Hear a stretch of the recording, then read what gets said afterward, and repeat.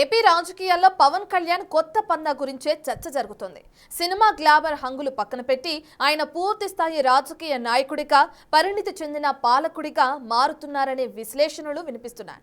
Deputy సీఎంగా ఆయన తీసుకుంటున్న నిర్ణయాలు, క్షేత్రస్థాయి నేతలతో వ్యవహరిస్తున్న తీరు జన సైనికులను ఆనందంలో ముంచెత్తుతోంది. నెల రోజుల క్రితం ఎదుర్కొన్న విమర్శలను పక్కన పెట్టి ఆయన కూటమి నేతలు, కార్యకర్తలతో మనస్ఫూర్తిగా మమేకం కావటం పార్టీ క్యాడర్లో కొత్త జోష్ నింపుతుంది. మరింతకీ పవన్ కళ్యాణ్ రాజకీయ పరిణితి ఎలా మారింది? క్షేత్రస్థాయిలో పార్టీని బలోపేతం చేయడానికి ఆయన అనుసరిస్తున్న వ్యూహం ఏంటి? స్థానిక సంస్థల ఎన్నికల ముందు ఆయన తీసుకుంటున్న ఈ కీలక నిర్ణయాల వెనుక ఉన్న అంతరార్థం ఏంటి? ఇన్నాళ్ళు పార్ట్ టైం పొలిటీషియన్ అని విమర్శలు, ఇప్పుడు ఫుల్ టైం ప్రజాప్రతినిధి అని ప్రశంసలు. ఎస్, జనసేనాని రాజకీయ వ్యూహం మారింది. తమ బాస్ పరిణితి చెందుతున్నాడు అంటూ జన సైనికులు సంతోషపడుతున్నారు. సినిమా గ్లామర్ వదిలేసి క్షేత్రస్థాయిలో ఆలోచన చేస్తున్నాడని అంటున్నారు నేతలు. మంత్రిగా తన శాఖలపై ఆయన పూర్తిస్థాయి అధ్యయనం చేశారట.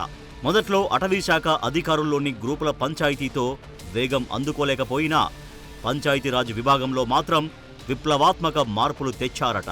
ముఖ్యంగా సచివాలయ సిబ్బందిపై పర్యవేక్షణకు డీడీఓ కార్యాలయాలకు పవర్ ఇచ్చి ఒకేసారి రాష్ట్ర వ్యాప్తంగా 78 డివిజన్ డెవలప్మెంట్ కార్యాలయాలు ప్రారంభించారు. ముఖ్యంగా పంచాయతీరాజ్ శాఖలో ఆయన చేపట్టిన సంస్కరణలు విప్లవాత్మకంగా ఉన్నాయనే టాక్ నడుస్తోంది. నవంబర్ నెలలో ఉమ్మడి చిత్తూరు జిల్లాలో డిప్యూటీ సీఎం పవన్ కళ్యాణ్ 2 రోజులు పర్యటించారు. ఆయన అటవీ శాఖ తరపున రివ్యూలు చేశారు. కుంకి ఏనుగుల క్యాంపును ప్రారంభించారు.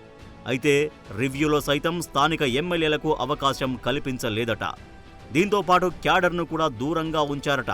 ఈ సందర్భంగా కొన్ని విమర్శలు సైతం ఎదుర్కొన్నారు. ముఖ్యంగా ఎమ్మెల్యేలను సైతం మాట్లాడనీయలేదని విమర్శలు వచ్చాయి. సీనియర్ ఎమ్మెల్యేలు సైతం కొంత అసంతృప్తికి గురయ్యారట. అయితే రీసెంట్గా పవన్ డివిజన్ డెవలప్మెంట్ కార్యాలయం ప్రారంభోత్సవం కోసం చిత్తూరుకు వెళ్లారు. ఈ సందర్భంగా ఆయన వ్యవహరించిన తీరు క్యాడర్తో పాటు కూటమి ఎమ్మెల్యేలను ఆకట్టుకుందట. గత అనుభవాల్ని దృష్టిలో ఉంచుకొని సీనియర్ ఎమ్మెల్యేలు పవన్ టూర్కు దూరంగా ఉన్నారట. అయితే వచ్చిన వారు మాత్రం సంతృప్తి వ్యక్తం చేశారనే టాక్ వినిపిస్తోంది. తమ అభిప్రాయాలను పవన్ విన్నాడని సంతోషపడుతున్నారట. చిత్తూరు పర్యటనలో ఆయన వర్షంలో సైతం తిరుపతి విమానాశ్రయంలో స్వాగతం పలికిన కూటమి ఎమ్మెల్యేలతో పాటు జన సైనికులతో ముచ్చటించారు. తర్వాత చిత్తూరులో కార్యాలయ ప్రారంభోత్సవం తర్వాత 25 నిమిషాలు కూటమి ఎమ్మెల్యేలతో క్యాడర్తో ముచ్చటించారు. పదవుల పంపిణీ గురించి మాట్లాడారట. కష్టపడిన ప్రతి కార్యకర్తకు గుర్తింపు ఇస్తాను అన్నారట. క్షేత్రస్థాయిలో పార్టీని బలోపేతం చేయడానికి త్వరలో కమిటీలు ఏర్పాటు చేస్తామని హామీ ఇచ్చారట. అదే సమయంలో కూటమి 15 సంవత్సరాల పాటు అధికారంలో ఉండేలా క్షేత్రస్థాయిలో బలోపేతం కావాలని అటు జన సైనికులతో పాటు కూటమి క్యాడర్కు పవన్ కళ్యాణ్ పిలుపునిచ్చారు. 15 సంవత్సరాలు ఉండాలి ఎందుకు కోరుకుంటానంటే కూటమి ప్రభుత్వాన్ని, ఈ రాష్ట్రానికి అంత స్టెబిలిటీ అవసరం, అంత సుస్థిరత అవసరం. మనం ఏ మంచి ఉద్దేశంతో పెట్టామో కానీ ఈ కూటమి కూడా కేంద్రానికి బలం అయిపోయింది. ప్రధానమంత్రి గారి నేతృత్వంలో నడుస్తున్న ఎన్డీఏ ప్రభుత్వానికి అది చాలా బలం అయిపోయింది. అంటే ఇది మనం చూడండి, ఎక్కడ చిన్నగా మొదలు పెడితే ఎక్కడ దాకా వచ్చిందో. సో మనందరం విభిన్నమైన పార్టీల నుంచి వచ్చినాం, విభిన్నమైన, కానీ మనందరి ఉద్దేశం కామన్ మినిమం ప్రోగ్రామ్ కింద రాష్ట్రం బాగుండాలి, రాష్ట్రంలో అరాచకాలు ఉండకూడదు. ఇది మన అందరి ఉద్దేశం. సో దీంట్లో ఒక్కోసారి మన మధ్య మాట ఇచ్చి ఒక పార్టీలో ఉన్న నాయకులకే మనకి పడదు. ఒక్కోసారి నన్ను కూడా తిడుతూ ఉంటారు ఒక్కోసారి. అలాంటిది 3 పార్టీలు కలిసినాయి అంటే చిన్న ఉంటాయి కదా డిఫరెన్స్. దీని ఏంటంటే కూర్చోబెట్టి, ఇప్పుడు ఒక ఊర్లో మురళి గారు లాంటి ఉంటారు, కొంచెం సామరస్యపూర్వకంగా కూర్చోబెట్టి మాట్లాడాలి మనుషులతో. క్షేత్రస్థాయిలో పార్టీ బలోపేతం, కమిటీల గురించి మొదటిసారిగా చిత్తూరు పర్యటనలో క్యాడర్తో పవన్ కళ్యాణ్ మాట్లాడారట.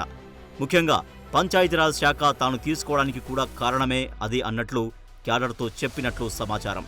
చాలామంది గ్రామ స్థాయిలో సర్పంచులు, స్థానిక సంస్థల ప్రతినిధులు గత ప్రభుత్వంలో ఏకగ్రీవంగా ఎంపికైనా వారు అధికారాన్ని అనుభవించింది శూన్యం. ఇలాంటి వారంతా గేటు దాటడానికి సిద్ధంగా ఉన్నారట. అయితే టీడీపీ ఎలాగూ రానివ్వదు. ఇలాంటి సమయంలో బీజేపీలోకి వెళ్లినా లాభం లేదు.